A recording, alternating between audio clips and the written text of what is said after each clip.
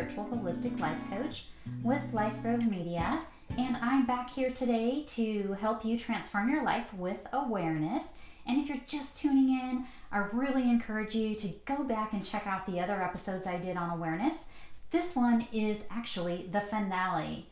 So if you are just tuning in, I just want to do a little recap or refresh your memory at least on awareness. So we've discussed the 4 stages of awareness, how to engage and become aware of what stage you're in, how to recognize when people are projecting, in addition to using high vibrational words and high vibe to really elevate your overall awareness, meditation, and other really wonderful techniques. So make sure you go check those out.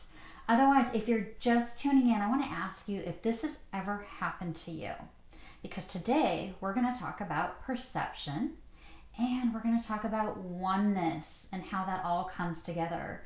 So, has it ever happened to you where you've been with another individual? You're both experiencing the same thing, you're seeing the same thing, you're hearing the same thing, you're in the same environment.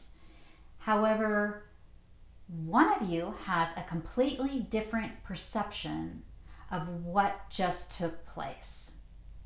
Perhaps in this situation, one of you thinks that whatever the situation is difficult, it's challenging, it has roadblocks, and it's just not something they want to undertake or do or participate in.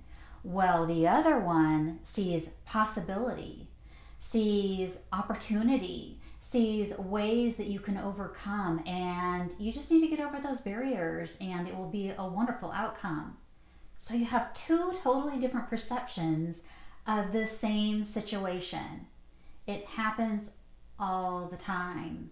But perception is really what opens up our awareness and our ability to move forward. So it's really important that we hone into perception and also understand that somebody else can have a different perception. Our perception consists of values, our perception consists of limiting beliefs that might be holding us back, things that we've been influenced by in our life. So there's a lot more as a matter of fact, but there's a lot really that plays into that. So it's very possible that one person can have a completely different perception of a situation versus the other.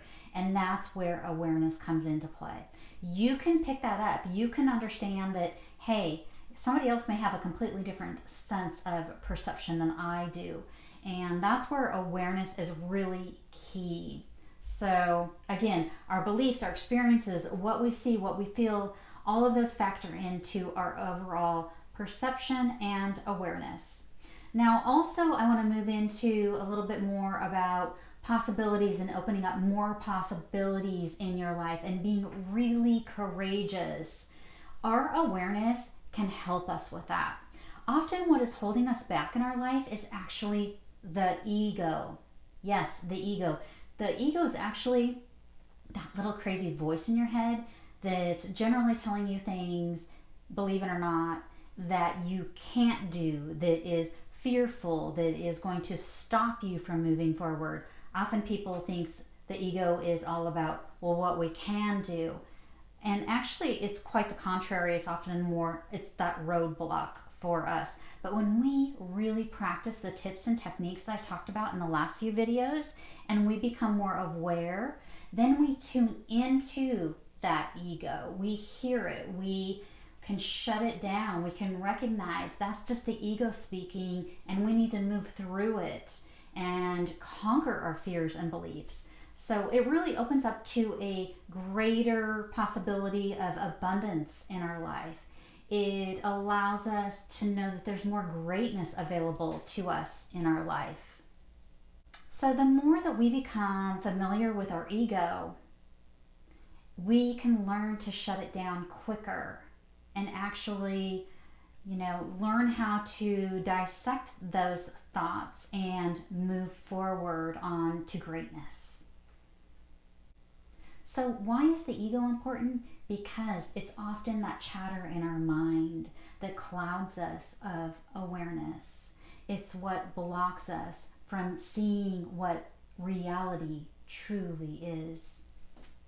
Did you know that all suffering takes place in the mind, and it's really tied to our ego? So if we're looking to have more happiness and joy in our life, we've got to learn how to quiet the ego, quiet the mind, and we can experience bliss.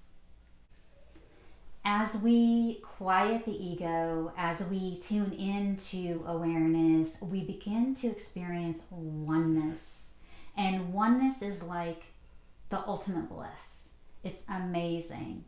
So we want to keep ourselves in awareness. Now, how do we do that? How do we keep ourselves in awareness? Well, we can ask ourselves, am I in awareness? Am I aware? Notice awareness. We can just stay. We can choose to stay in awareness. Be present with what is going on with you, around you. Be in that mindset of be here now versus thinking past tense about what happened in your life, or being in the future as what has not even occurred. And often when we're finding ourselves in the past or in the future, that is when we, slip back into the worry, slip back into the stress. We fret over things that have already happened, or we're making up silly stories with our ego about what could happen. So we want to make sure that we stay in awareness. Just really open your attention as wide as possible to awareness, and even actually try to focus on it. I see awareness as this beautiful gateway to freedom. It allows us to diminish negativity, fear, and just really overcome suffering and have more happiness, joy, and compassion. And compassion is generally what happens when we see ourselves in others, when we can feel and sympathize and empathize with others. And it's really funny because the more you practice awareness, the more you will see yourselves in others. And that's when you know you are mastering awareness. And that's truly what we need so much more of in this world. We need more awareness, we need more compassion, and we need more oneness. So I just really want to thank you so much for tuning into this video. This is the last and final video on awareness. And please, if you think this has been helpful, like, subscribe, and share with anyone that you think may be able to benefit from this video.